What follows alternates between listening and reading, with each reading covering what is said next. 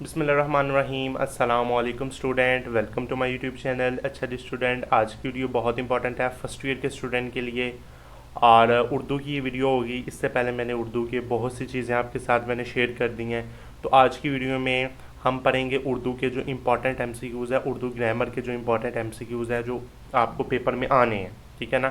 یا آپ کو 15 نمبر کے جو ایم سی کیوز ہیں وہ پیپر میں آتے ہیں، ٹھیک ہے نا، اردو کے گرامر میں سے۔ تو آپ نے ان کو اچھے طریقے سے یاد کر لینا ہے۔ یہ 125 ایم سی کیوز ہوں گے، 125 ایم سی کیوز ہوں گے۔ اگر آپ ان کو یاد کر لیتے ہیں تو 2026 میں آپ کے جو اردو گرامر کے جو ایم سی کیوز ہیں ان کا جو مسئلہ ہے وہ حل ہو جانا ہے۔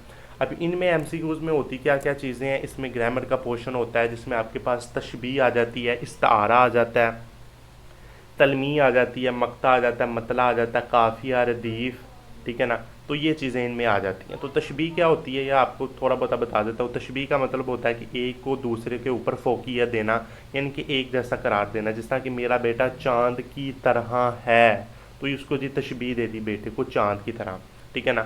تو اس کے بعد استعارہ کیا ہوتا ہے؟ استعارہ کیا ہوتا ہے کہ اس کو اس کی جگہ استعمال کرنا کسی چیز کو۔ جس طرح کہ میرا چاند آ رہا ہے، تو اس کا کیا مطلب ہے کہ میرا بیٹا آ رہا ہے، تو چاند کو بیٹے کی جگہ ہم نے استعمال کر دیا، ٹھیک ہے نا؟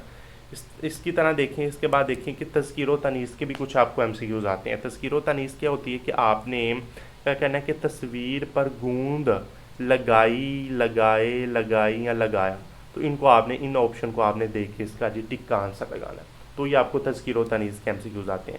اس کے بعد دیکھیں مقطع کیا ہوتا ہے؟ مقطع ہوتا ہے کہ سب سے آخر والی چیز۔ مطلع ہوتا ہے طلوع ہونے کی جگہ، اور مقطع ہوتا ہے کاٹنے کی جگہ۔ کسی بھی غزل یا قصیدے کا جو آخری شعر ہوتا ہے نا، جس میں اپنا شاعر اپنا تخلص بیان کرتا ہے، آپ دیکھیں کہ شاعر کا نام ہوتا ہے، اس کے اوپر تھوڑا سا اس طرح کی بنی ہوتی ہے، کوئی چیز بنی ہوتی ہے نا، ٹھیک ہے نا، اس طرح کی کوئی چیز بنی ہوتی ہے، تو وہ جو نشان ہوتا ہے، تو اس کو کہتے ہیں کہ مقطع۔ شعر کا جو آخری شعر ہوتا ہے غزل کا وہ مقطع ہوتا ہے، اور اس کا جو پہلا شعر ہوتا ہے وہ اس کا کیا ہوتا ہے؟ مطلع ہوتا ہے، ٹھیک ہے نا؟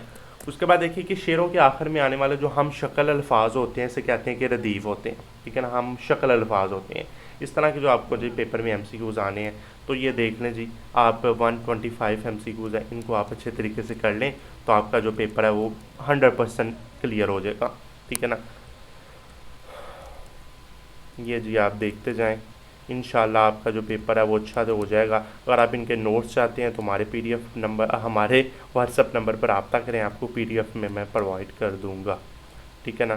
تو یہ آپ کے ایم سی کیوز اگر یہ چاہتے ہیں تو ان کو بھی میں آپ کے پی ڈی ایف فارم میں آپ کو پرووائڈ کر دوں گا۔ ہمارے واٹس ایپ نمبر پر رابطہ کریں، انشاءاللہ آپ کو فائدہ ہو جائے گا اس چینل سے، ٹھیک ہے نا؟ آخر میں ان کے جی آپ کے پاس آنسر بھی لکھے ہوئے ہیں،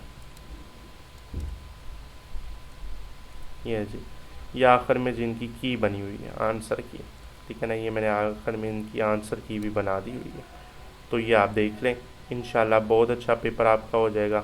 تو انشاءاللہ آپ سے اگلی ویڈیو میں ہم ملاقات کریں گے۔ اللہ حافظ۔